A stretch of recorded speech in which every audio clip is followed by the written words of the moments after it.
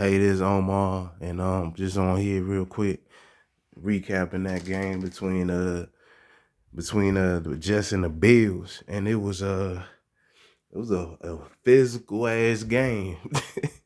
Like that shit was you could tell they both know each other, and both of them wanted to put their imprint as far as the defense. Buffalo, they lost last time to Zach Wilson, and it put a bad taste in their mouth. And you could definitely see they was coming with it, smacking them all the way around the board.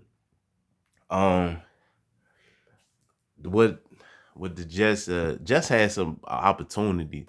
It's crazy. Like this week, last week versus the Vikings, it's like they gave these two games away. They really could have. Well, in this game, they could have been in a position where they could have pushed the game possibly in the overtime. But last week, they had a ton of time, a ton of opportunities where they just, they didn't cash in. And so, this week, you look at the team stats, you run them right quick, third downs. Buffalo was 2 of 13, so the Jets did their defense as far as like not really having them have long possessions. It literally they went the whole half, and then Buffalo scored, right before the half to make it 7-0, and then the Jets came back in the second half and they washed the field and scored. So it's like they're like the only edge you might give.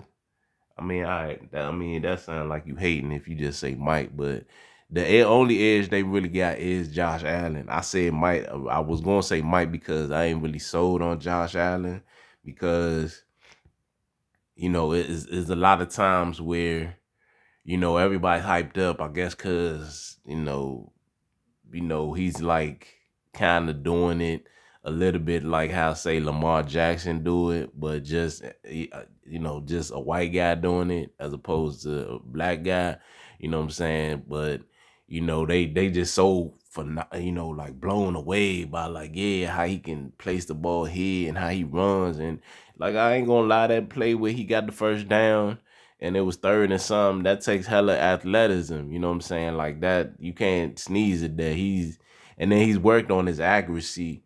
This year, it seemed like his accuracy has dipped a little bit. But yeah, you go ahead on, they both had 13 drives. Buffalo only had 232 total yards, and the Jets had 309. And then you look at time of possession, it tilted towards the Jets. Jets had it for 34 minutes while Buffalo had it for 25.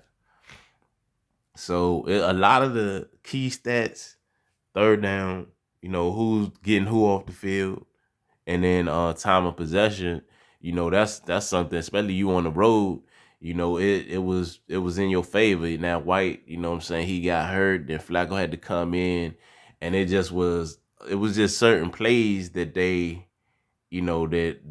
Buffalo defense made a play. You feel me? Like when Carter was running the ball, and it looks like the Jets is gonna get a score right there. You feel me? And then they force a fumble right there, and that stopped the Jets possession. And then that other play where they lost the fumble. Damn, I can't remember. But it was enough. It was just key plays where they stopped the drives, and the Jets was running pretty effectively. When you go and you look at the stats, right? They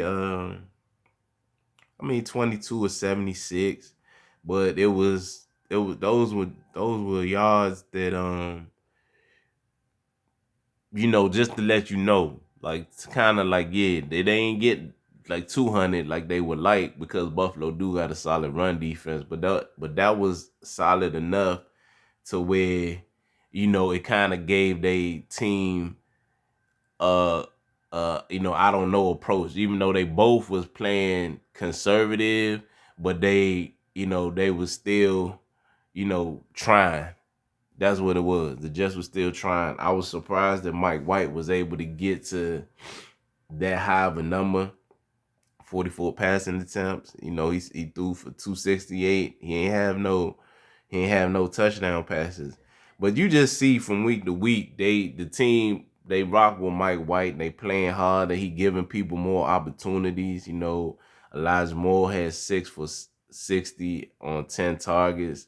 You know, Wilson, he had 7 targets and caught 6 for 78.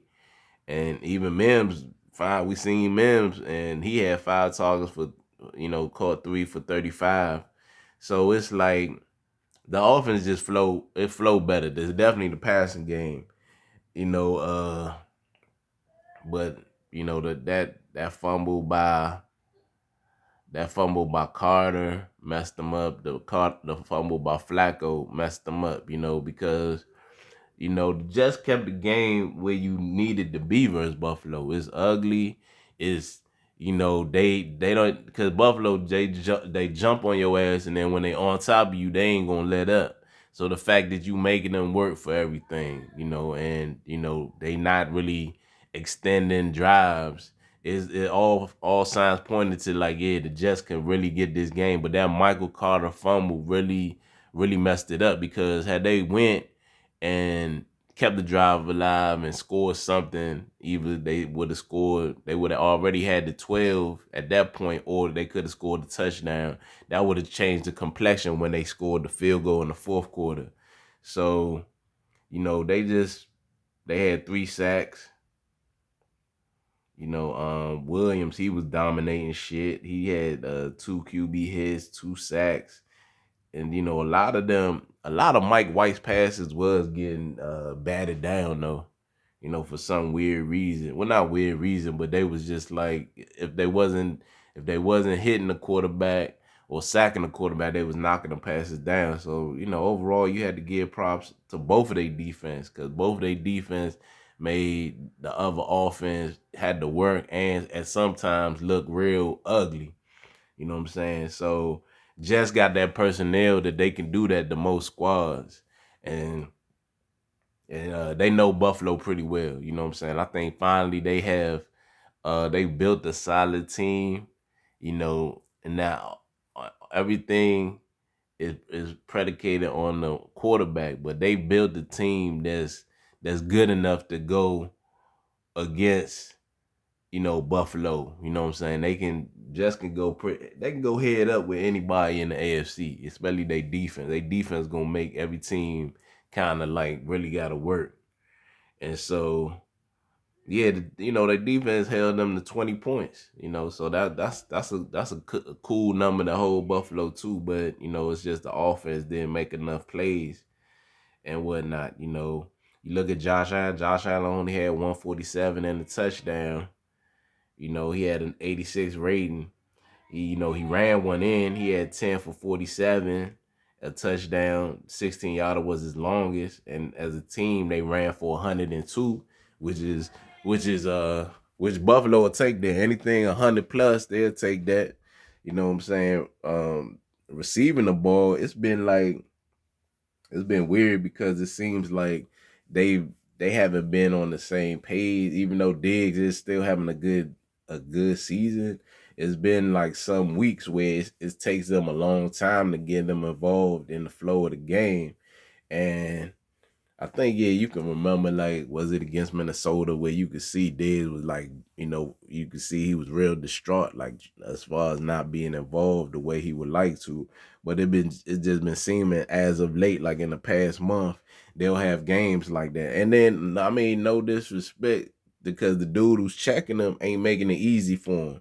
So, just because of their personnel, it's not gonna be sweet. And so Diggs only had 37 on 5 targets, and Davis only had 31 on 4 targets and caught 3.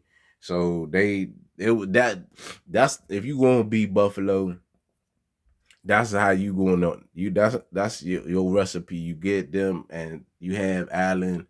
As far as total team or total yards, he had 47 rushing and 147 throwing the ball.